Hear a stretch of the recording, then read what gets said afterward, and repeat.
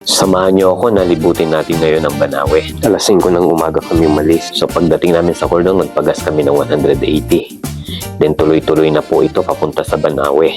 Daan pa lang makikita mo na napagi talaga at napakaganda ng tanawin. Malilibang ka habang sa motor ka.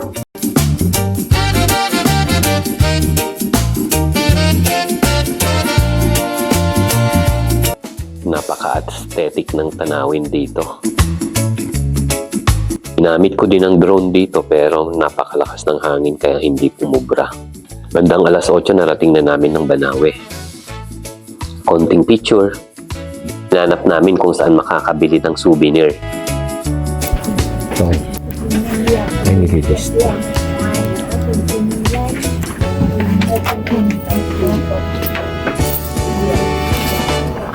Maraming nabibili dito.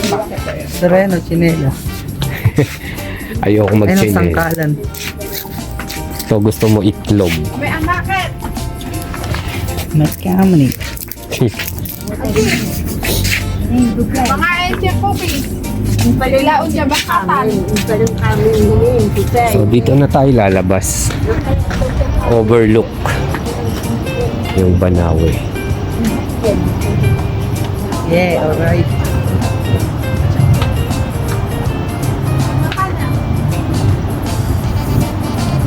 Ano ba ang sir?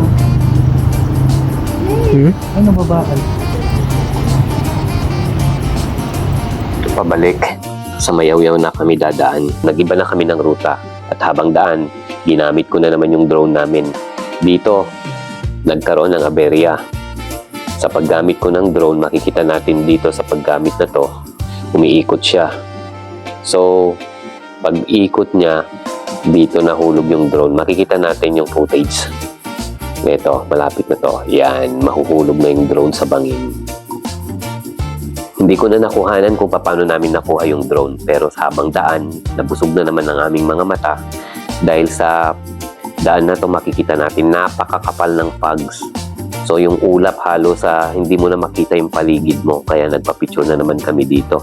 Ginamit na ko na naman dito yung 360 na camera. Kapal ng fogs mga guys.